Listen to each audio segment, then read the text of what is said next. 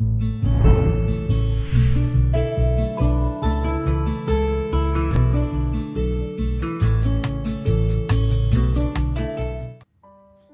saudaraku, pesan kebenaran pada video kali ini adalah seorang nabi akan kubangkitkan bagi mereka dari antara saudara mereka, seperti engkau ini. Aku akan menaruh firmanku di dalam mulutnya, dan ia akan mengatakan kepada mereka segala yang kuperintahkan kepadanya.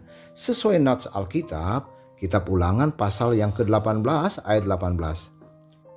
Saudara, dalam video ini saya akan sampaikan siapakah nabi yang dimaksudkan oleh Nabi Musa dalam nubuatannya.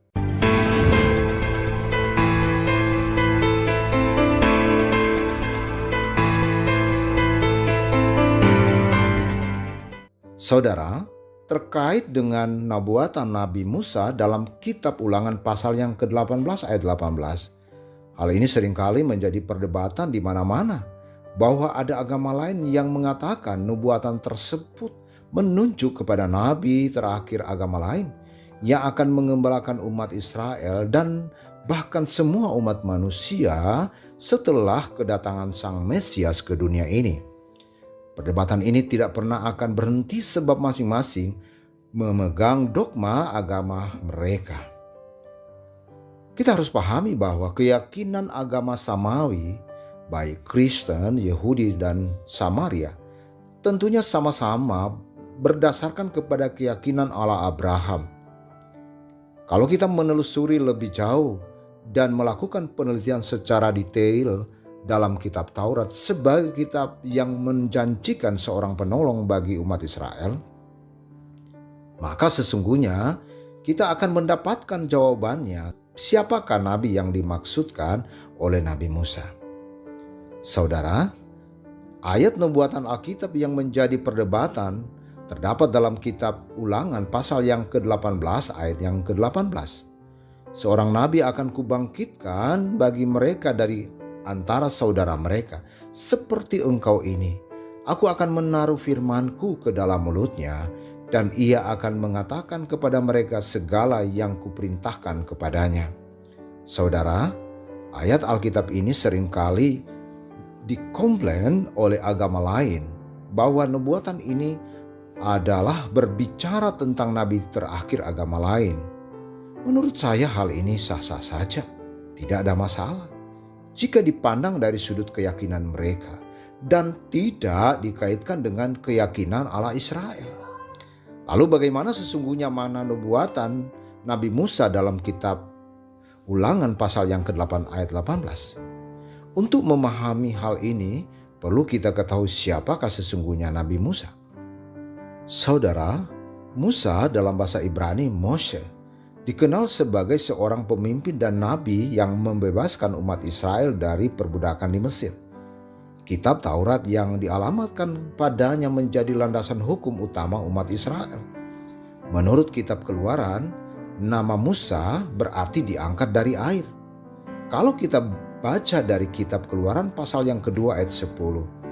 Ketika anak itu telah besar, dibawanyalah kepada putri Firaun yang mengangkatnya menjadi anaknya dan menamainya Musa. Sebab katanya, karena aku telah menariknya dari air. Saudara, Musa berasal dari suku Lewi. Ayahnya bernama Amran dan ibunya bernama Yokhebed.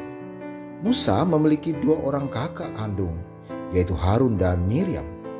Harun di kemudian hari membantu Musa menjadi juru bicara Musa di hadapan Firaun ketika Musa hendak membebaskan orang Israel. Setelah orang Israel bebas, Harun menjadi imam besar dari bangsa Israel yang memimpin umat Israel dalam ibadah di kemah suci. Sementara Miriam menjadi seorang yang memimpin kelompok Lewi dalam menaikkan puji-pujian kepada Tuhan sementara beribadah. Saudara, Musa berasal dari kedua sebelah suku Israel. Hal ini penting untuk kita memahami lebih jauh makna dari Kitab Ulangan pasal yang ke-18 ayat yang ke-18. Seorang nabi akan kubangkitkan bagi mereka dari antara saudara mereka seperti engkau ini. Aku akan menaruh firman-Ku dalam mulutnya dan ia akan mengatakan kepada mereka segala yang Kuperintahkan kepadanya. Saudara, jika kita mendalami lebih dalam kalimat dari antara saudara kita, sesungguhnya Musa bermaksud menyampaikan pesan bahwa seorang nabi akan dibangkitkan dari antara saudara ke-12 suku Israel. Ini poin penting yang harus kita ketahui bersama agar dapat dimengerti. Musa tidak berbicara tentang saudara yang lain, misalnya keturunan dari Ismail atau keturunan dari Esau, kakak kandung Yakub. Tidak, saudaraku. Nubuatan Musa tersebut pasti ada relevansinya dengan nubuatan-nubuatan lainnya dalam Alkitab. Yang pertama kita baca dari nubuatan Raja Daud dari kitab Mazmur pasal yang ke-110 ayat 1. Mazmur Daud, demikianlah firman Tuhan kepada Tuanku, duduklah di sebelah kananku sampai kubuat musuh-musuhmu menjadi tumpuan kakiku. Perhatikan Mazmur Daud ini. Daud berkata, demikianlah firman Tuhan kepada Tuanku. Saudara, sosok yang dinubuatkan Musa. Raja Daud berkata Tuanku. Lalu siapakah sebenarnya dia sehingga Daud berkata Tuanku? Saudara, Daud selaku seorang raja besar bangsa Israel Raya yang mengatakan demikian. Anak manusia dalam nubuatan tersebut dipanggil Tuanku. Tentulah dia adalah Mesias. Kemudian yang kedua adalah nubuatan Daniel. Dalam kitab Daniel pasal yang ke-7 ayat ke-13 dan 14. Aku terus melihat dalam penglihatan malam itu, tampak datang dengan awan-awan dari langit seorang seperti anak manusia. Datanglah ia kepada yang lanjut usia itu dan ia dibawa ke hadapannya. Lalu diberikan kepadanya kekuasaan dan kemuliaan dan kekuasaan sebagai raja. Maka orang-orang dari segala bangsa, suku, bahasa, dan bahasa menjadi mengabdi kepadanya. Kekuasaannya ialah kekuasaan yang kekal, yang tidak akan lenyap, dan kerajaannya ialah kerajaan yang tidak akan musnah. Saudara, dalam penglihatan Daniel, anak manusia yang diberikan kekuasaan sebagai raja dan kekuasaan yang kekal. Dalam penglihatan Daniel bahwa anak manusia yang diberikan kekuasaan kekal sebagai raja adalah sosok Sang Ilahi. Nah, ini penting untuk kita ketahui.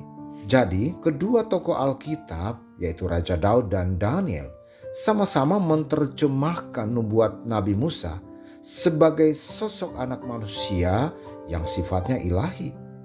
Saudara, Raja Daud dan Daniel sama-sama menubuatkan sosok Sang Mesias, seperti juga yang dinubuatkan Nabi Musa.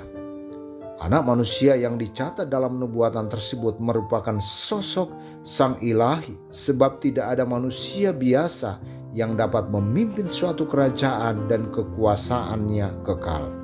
Tidak ada, saudaraku, tidak ada. Anak manusia yang lahir ke dalam dunia disebut Immanuel, artinya Allah beserta kita. Hal ini dapat kita baca dalam nubuatan Nabi Yesaya. Kita baca dari Yesaya pasal yang ke-9 ayat 6 dan 7. Sebab seorang anak telah lahir untuk kita, seorang putra telah diberikan untuk kita, lambang pemerintahan ada di atas bahunya, dan namanya disebutkan Orang Penasihat Ajaib, Allah Perkasa, Bapa yang Kekal, Raja Damai. Besar kekuasaannya dan damai sejahtera tidak akan berkesudahan di atas tahta Daud dan di dalam kerajaannya, karena ia mendasarkan dan mengokohkan dengan keadilan dan kebenaran dari sekarang sampai selama-lamanya. Kecemburuan Tuhan semesta alam akan melakukan hal ini. Saudara, perhatikan kalimat namanya disebutkan Orang Penasihat Ajaib, Allah yang Perkasa, Bapa yang Kekal, Raja Damai. Tentunya ini adalah merujuk kepada manusia Sang Ilahi, yaitu Mesias, yang nantinya akan lahir ke dunia ini. Kita bisa baca dalam kitab Yesaya pasal yang ke-7 ayat 14. Sebab itu Tuhan sendirilah yang akan memberikan kepadamu suatu pertanda. Sesungguhnya seorang perempuan muda mengandung dan akan melahirkan seorang anak laki-laki, dan ia akan menamakan dia Immanuel. Saudara, kata Immanuel artinya Allah beserta kita. Nubuatan ini telah digenapi melalui Yesus yang adalah Mesias. Dia adalah anak manusia seperti yang ditulis, dicatat dalam nubuatan Alkitab. Dan semuanya telah digenapi. Mari kita baca dari Injil Matius pasal yang pertama ayat 18 sampai 23. Kelahiran Yesus Kristus adalah seperti berikut. Pada waktu Maria ibunya bertunangan dengan Yusuf, ternyata ia mengandung dari Roh Kudus sebelum mereka hidup sebagai suami istri. Karena Yusuf suaminya seorang yang tulus hati dan tidak mau mencemarkan nama istrinya di muka umum, ia bermaksud menceraikannya dengan diam-diam. Tetapi ketika ia mempertimbangkan maksud itu, malaikat Tuhan nampak kepadanya dalam mimpi dan berkata, "Yusuf, anak Daud, janganlah engkau takut mengambil Maria sebagai istrimu, sebab anak yang di dalam kandungannya adalah dari Roh Kudus. Ia akan melahirkan anak laki-laki dan engkau akan menamakan dia Yesus, karena dialah yang akan menyelamatkan umatnya dari dosa mereka." Hal itu terjadi supaya genaplah yang difirmankan Tuhan oleh Nabi. Sesungguhnya anak darah itu akan mengandung dan melahirkan seorang anak laki-laki, dan mereka akan menamakan dia Immanuel, yang berarti Allah beserta kita atau Allah menyertai kita.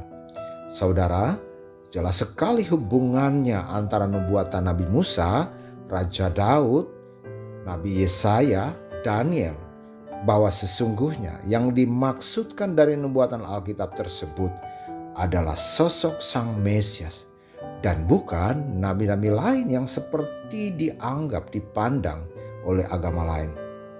Saudara, kiranya perdebatan tentang hal itu mengenai apa yang dicatat dalam kitab Keluaran pasal yang ke-18 ayat 18 itu kita bisa sudahi, sebab tidak ada relevansinya dengan nabi terakhir agama lain. Tidak ada, saudaraku.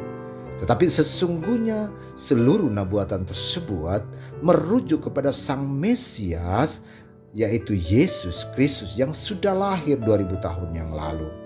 Saudara, saya percaya, saya dan saudara mengimani itu agar saya dan saudara bisa diselamatkan. Dan mulai saat ini mari kita yakini bahwa Sang Anak Manusia yang dicatat di dalam nubuatan-nubuatan Alkitab sebagai anak manusia yang ilahi itu, dialah Yesus yang telah menjadi manusia. Saudara, demikianlah pesan kebenaran pada video kali ini. Kiranya Tuhan Yesus memberkati. Amin.